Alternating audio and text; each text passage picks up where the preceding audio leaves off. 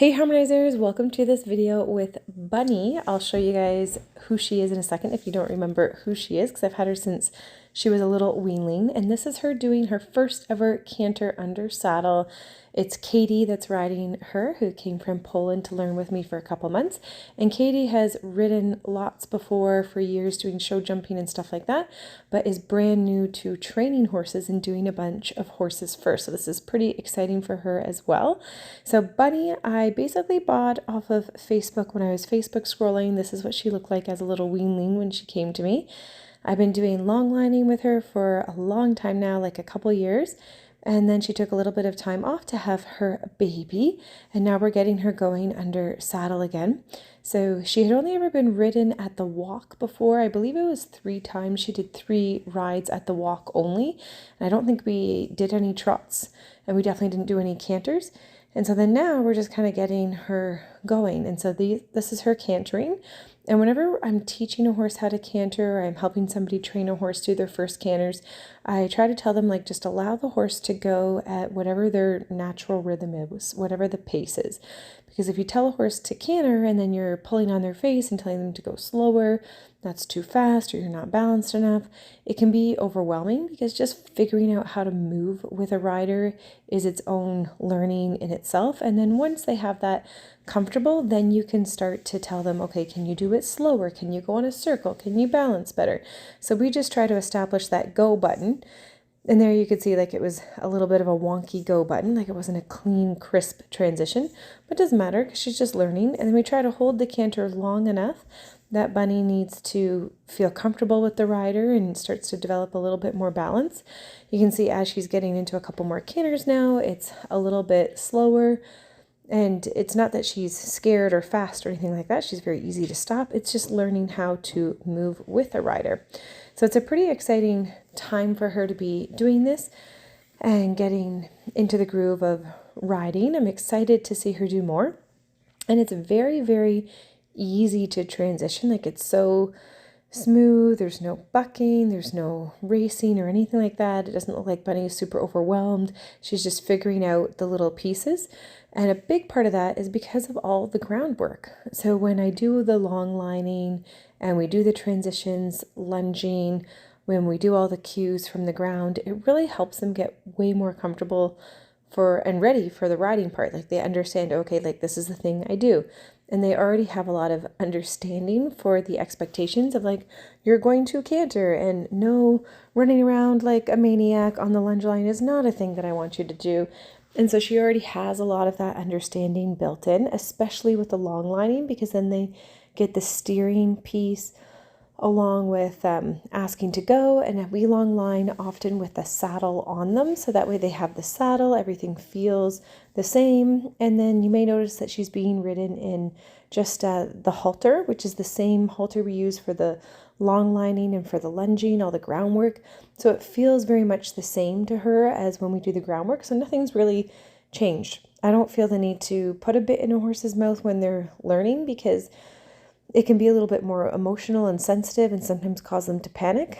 So for me, a bit is more of an advanced thing when they're ready to have contact and ready to have a closer connection with the person's hand. Otherwise, we just stay out of their mouth and we kind of train one thing at a time, because when we try to do more than one thing at a time, that's when the learning can feel really overwhelmed. So for example, right now, as she's just doing her first cantering, trot pulls, jumps with a rider, all of those things, she's not riding in contact or learning how to frame. And the reason why we do that is we establish a lot of the basics first, and then we'll start to influence that. And before you can do any type of contact, which means kind of holding a little bit more steady on the rein and asking the horse to bring their nose down and in a little bit to lift their top line, you need to have some go established. You need to have the horse really moving off your leg well, so that way that you can add that energy. So we add in these trot poles and we start to do some grid work with the little bounce poles that you'll see in a second. And that helps her to start to lift her back, use her core more, because she also just had a baby. And so that's going to have a little bit of a pot belly effect. I can totally relate, having had kids myself, that you've got to work to get your abs and your core back. It's a really tricky thing for sure. And so we're not asking her to do everything all at once, because we also want her to enjoy riding and think that this is a fun time where she gets to earn cookies and she gets to play and do things. I think she really enjoys it because it's a break from her baby who's still out in the field with her, because I do a very slow, gradual, natural weaning process versus like I don't do something at 4 months old where I just kind of take them away. Instead, I do something much longer and gradual. For example, Bunny comes out for a training session and to be ridden, and then she goes back to the field. So her baby, her foal out in the field, realizes, oh, okay, Bunny leaves, and then Bunny comes back. And so he just hangs out with the other horses in the field, and it's not very stressful. And you can see Bunny's been doing super duper awesome, that I decided to put my own little wee one on her. So that's my little Melina, my little 3-year-old, getting to ride Bunny. And they're cruising around, and Bunny's just so chill. She's very easygoing in nature. I trust her, especially she knows a fair bit of liberty cues too, so I'm able to kind of direct her and cue her. And you can see she kind of looks to me for those cookies, which I totally appreciate. Sometimes people think, oh, like you give your horse cookies. Oh no, your horse is looking for cookies. I'm like, okay, this is a very young quarter horse that's just been started under saddle fully. Only had 3 rides prior to us getting started with all this sort of stuff. And she's so safe and chill that I can put my 3-year-old on her with just a halter, and she's great. And learning all of these little pieces. So for me, cookies are a great tool to use because I know that Bunny is going to be more drawn to me. And so even here, like my little one's asking her to go, and I can just cue Bunny to follow. Sure, I give her a cookie, and then that's Bunny being like, okay, yeah, okay, follow the human, go over here.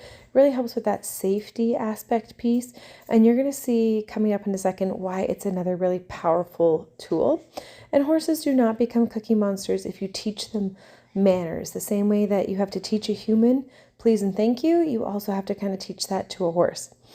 So here we started to do some grid work and some single jumps and things, and doing them more at the canter, so that way she has to adjust her stride a little bit more, which means that she'll start to power up her hind end and use her core a little bit more. And you can see she picks up the jumping really, really well for the single little, like they're just tiny little jumps.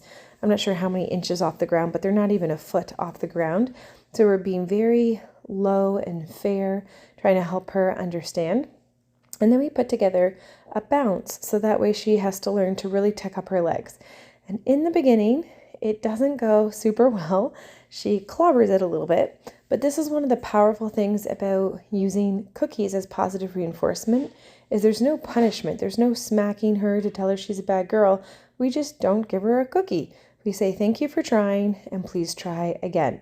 And so then Bunny's trying to figure out, okay, we're doing something new. How do I earn the cookie? And so she has to realize that she has to try a little bit harder if she wants the cookie. And then she picks up her little feet and manages to earn the cookie for that. So then we can slowly build up her confidence and ask a little bit more. And the way the cookies work is it's kind of like how when you were in school, or if somebody goes to school now, you might get a gold star for, doing your first alphabet. But once you learn something, you have to do more to earn that cookie. So when she's first learning to go over those little bounces and she finally leaves the rails up, she gets a cookie. And then she doesn't get a cookie every single time she leaves the bounce is up. We're waiting for something a little bit more, maybe a little smoother or a little straighter, a little more consistent in rhythm. Whatever it is, we're looking for something a little bit different. So here she got the wrong lead, and she still goes through and is super duper honest. And that's just a little bit of Bunny's learning something new. Katie's also never trained a horse to jump before, so this is new for her. So it was a little bit wide coming out of the corner and not so perfect, but it's nice to see how willing Bunny is. So even though it wasn't beautiful, she's still going to get stopped, praised, and given a cookie just to kind of say, thank you for putting up with that. Please keep up that great try.